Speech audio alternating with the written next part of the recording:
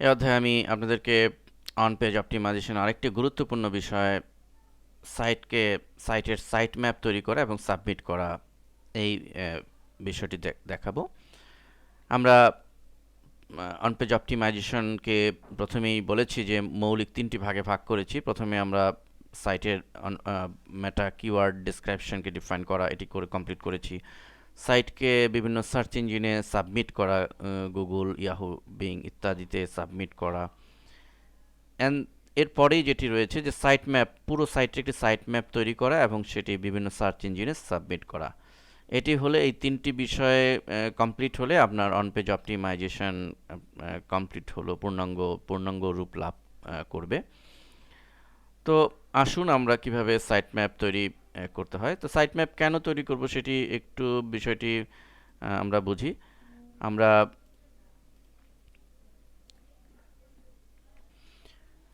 আমরা সাইটের বিভিন্ন সার্চ ইঞ্জিনে সাইটকে ইন্ডেক্স করা বা সাবমিট করার এই যে সেকেন্ড যে পোর্শনটুক আছে, এটুক করলে আমরা কেউ গুগলে সার্চ দিলে সেটি সে সাইটকে পেয়ে যাবে, ঠিক আছে। কিন্তু আমরা যেহেতু চাই যে আমার প্রতিটি পেজ, প্রতিটি টপিক, প্রতিটি পোস্ট যেন গুগল বা ইয়াহু ইন্ডেক্স করে এবং সেটি সার্চ ইঞ্জিনে পেয়ে যায়, সেটি করতে চাইলে আমাদের সাইট ম্যাপ করাটা অপরিহার্য এবং সাইট ম্যাপ করে সেটি বিভিন্ন সার্চ ইঞ্জিনে সাবমিট করা।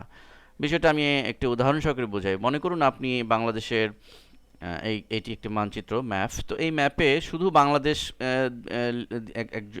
বোঝানোর জন্য শুধু বাংলাদেশের নাম সাবমিট করলেন, তো শুধু বাংলাদেশকে চিনবে, ঠিক আছে। কিন্তু আপনি যদি পুরো ম্যাপটাকে সাবমিট করেন কারো কাছে, তাহলে বিষয়টি হলো এরকম যে শুধু বাংলাদেশ নয়, বাংলাদেশের ভিতরে কোথায় কি আছে, হ্যাঁ, এখানে ঢাকা আছে, এই পজিশনে কুষ্টিয়া আছে, বগুড়া আছে, দিনাজপুর, কারো হাতে যদি এই ম্যাপটা থাকে, তো তাহলে কিন্তু সে শুধু বাংলাদেশ, ওয়ার্ল্ড ম্যাপের মধ্যে শুধু বাংলাদেশ নাম দিলে কি হবে, সে বলে দিবে যে বাংলাদেশটা ওয়ার্ল্ডের ইন্ডিয়ার কাছে, ইন্ডিয়ার পাশে, পাকিস্তানের পাশে একটি কান্ট্রি। কিন্তু পুরো বাংলাদেশের ম্যাপটা যদি তার হাতে থাকে, সে কিন্তু দ্রুত বলে দিতে সক্ষম যে ঢাকাটা একেবারে সেন্ট্রাল পজিশন এখানে, তারপরে চিটাগাংটা বাংলাদেশের কোন পজিশনে আছে, কোথায় আছে, বগুড়া কোন পজিশনে আছে, সিলেট কোন কোন অংশে আছে। ম্যাপটা যদি তার সামনে থাকে, তাহলে কিন্তু সে দ্রুত এটি বলে দিতে পারবে। তো বিষয়টা কিন্তু এরকম যে আপনি সার্চ ইঞ্জিনে সাবমিট করলেন, এর মানে হলো যে সার্চ ইঞ্জিনের কাছে আপনার পুরো ম্যাপটা আছে, গুগলের কাছে পুরো ম্যাপটা আছে, ইয়াহুর কাছে পুরো ম্যাপটা আছে। সো সে কেউ সার্চ দিল, বরিশাল দিয়ে সার্চ দিল, তো যেহেতু তার কাছে পুরো ম্যাপটা আছে, সো নিমিষেই সে বরিশালটাকে, সে বাংলাদেশের ভিতরে বরিশাল, সে নিমিষেই বলে দিতে পারছে বা ডিসপ্লে করে দিচ্ছে। কিন্তু পুরো ম্যাপটা না থাকলে কিন্তু তার বলে দিতে সময় লাগবে। বিষয়টা এরকম। এই জন্য পুরো একটা সাইট ম্যাপ তৈরি করে পুরো সাইটের এটা সাবমিট করা। তো আসুন বিষয়টি আমরা প্র্যাকটিক্যালি দেখাই কিভাবে আপনার সাইটকে সাবমিট করবেন। তো আমরা এই সাইটটিকে kalamworld.com আমাদের ক্লায়েন্টের একটি সাইট, এই সাইটের একটি সাইট ম্যাপ তৈরি করব এবং তা আমরা সার্চ ইঞ্জিনে সাবমিট করব। তা আসুন আমরা কিভাবে সাবমিট করব সেটি দেখি। তা আমরা এখানে একটি সাইট ওপেন করেছি, দেখুন xml-sitemaps.com। এটি ওয়ার্ল্ডের একটি ওয়ার্ল্ড ওয়াইড সাইট ম্যাপ তৈরির সাইট, জেনারেটিং সাইট। তো এই সাইটটি দেখুন, আমি বড় করে দেখাচ্ছি, www.xml-sitemaps.com। আমি সোর্স ফোল্ডারও দিয়েছি, আপনারা দেখে নিতে পারবেন। গুগলেও যদি সাইট ম্যাপ দিয়ে সার্চ দেন, প্রথমেই এটিকে পাবেন।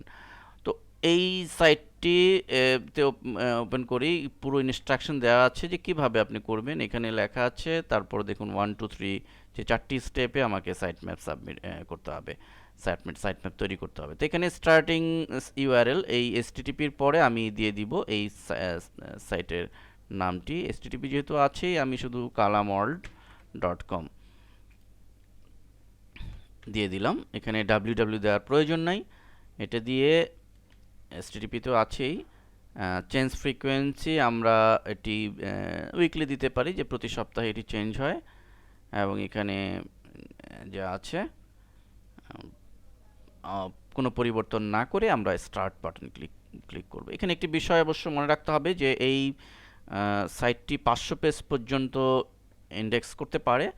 অতএব মোটামুটি সাইট শুরু করে সাইট ডিজাইন করে গুগল ইন্ডেক্স করার পরপরই আপনার সাইটটি যদি মোটামুটি ডিজাইন কমপ্লিট হয়ে যায় এরপরই আপনি সাইট ম্যাপ সাবমিট করতে পারেন, এবং আপডেট করলে আপডেট আবার নতুন করে রি জেনারেট করে নতুন করে আবার তৈরি করেও আপনি ইয়ে করতে পারবেন। এবং আমি এই অবস্থায় স্টার্ট বাটন ক্লিক করছি। আমরা লক্ষ্য করছি যে এটি জেনারেটিং হচ্ছে, প্রসেস হচ্ছে।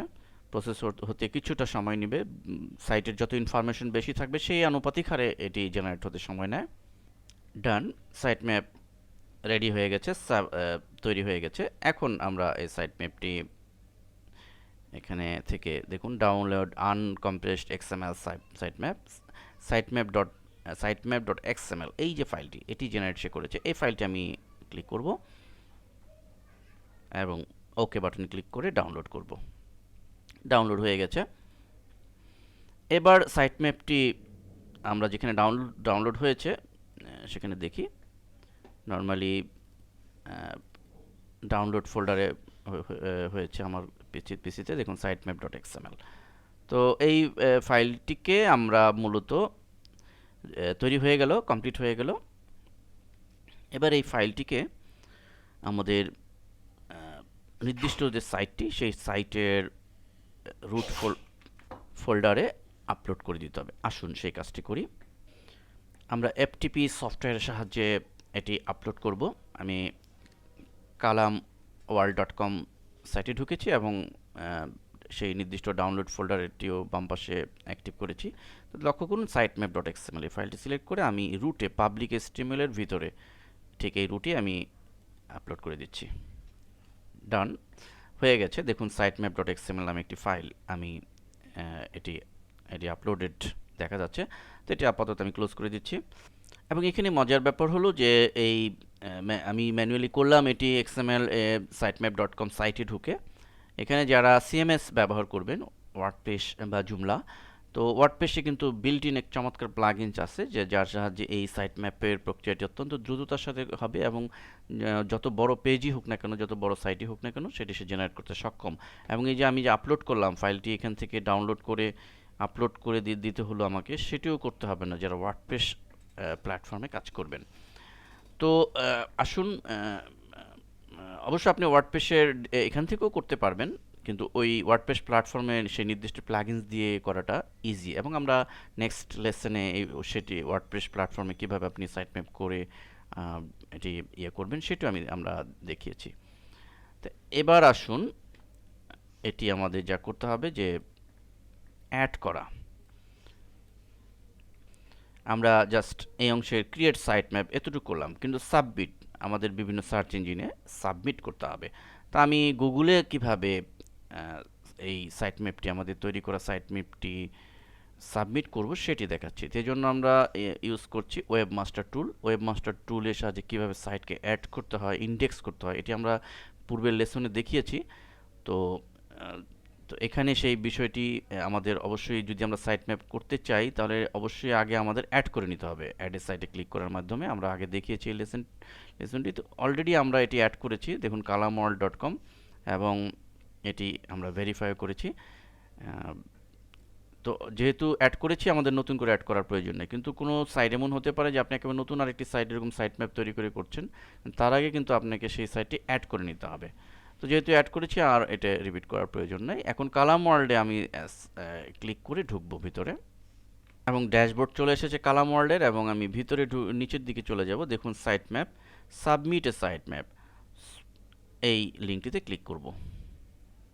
তো এখানে আমাদের সাবমিট এ সাইট ম্যাপ এই লিঙ্কটিতে ক্লিক করতে হবে। তার আগে আমরা আমাদের যে ফাইলটির নাম sitemap.xml, এই ফাইলটি মূলত এই নামটি দিতে হবে যেহেতু, তাহলে আমরা এই নামটি কিবোর্ড থেকে F2 চেপে এটি কপি করে নিচ্ছি, বা লিখে দিলেও হবে sitemap.xml। তাহলে আসুন ওয়েবমাস্টার টুলে ফিরে যাই, সাবমিট এ সাইট ম্যাপ এটিতে ক্লিক করি, এখানে আমরা পেস্ট করে দিলাম, অথবা আমি এই কথাটি লিখে দিলেও হবে sitemap.xml দিয়ে সাবমিট সাইট ম্যাপ এই বাটনে ক্লিক। কমপ্লিট হয়েছে। অলরেডি আমরা দেখতে পাচ্ছি যে সাইট ম্যাপ তৈরি হয়েছে এবং এর স্ট্যাটাস টিক চিহ্ন দেখাচ্ছে, কতটি ইউআরএল সাবমিট হলো সেটি 28টি হয়েছে। তো আমরা সাইট ম্যাপটি কমপ্লিট করলাম এভাবে। এখানে আরেকটি বিষয়, সাইট ম্যাপ তৈরি করার সাধারণ প্রক্রিয়া এটি। আরেকটি বিষয় সেটি হচ্ছে যে আমরা ওয়েবমাস্টার টুলের সাহায্যে যদি সাইটকে এভাবে ডিফাইন করি, এরকম টেকনিক্যাল সমস্যা অনেকের হয়ে থাকে, এই কারণেই বিষয়টা আমি আনছি। দেখুন এরকম যদি হয় যে আপনি ডাব্লিউ দিয়ে সাইটকে অ্যাড করলেন, যেমন কালাম ওয়ার্ল্ডে কিন্তু দেখুন আমি ডাব্লিউ দিইনি, শুধু এসটিটিপির পরে আমি শুধু সাইটটির নাম দিয়েছি। তো তা না দিয়ে যদি এরকম হয় যে আপনি ডাব্লিউ দিলেন, যেমন ধরেন www.impress.com বা mpcbd.com, সেক্ষেত্রে কিন্তু যখন আপনি সাইট ম্যাপ জেনারেট করবেন এক্সএমএল সাইট ম্যাপে ঢুকে, সেখানে কিন্তু এসটিটি পরে অবশ্যই ডাব্লিউ দিতে হবে, আদারওয়াইজ কিন্তু সাইট ম্যাপ সঠিকভাবে সাবমিট হবে না। আর যদি আপনি সেটি না দেন, শুধু এসটিটিপি দিয়ে কালাম ওয়ার্ড এরকম দেন, ডাব্লিউ না দেন, সেক্ষেত্রে আপনি শুধু সেই সাইটের নাম দিলেও চলবে।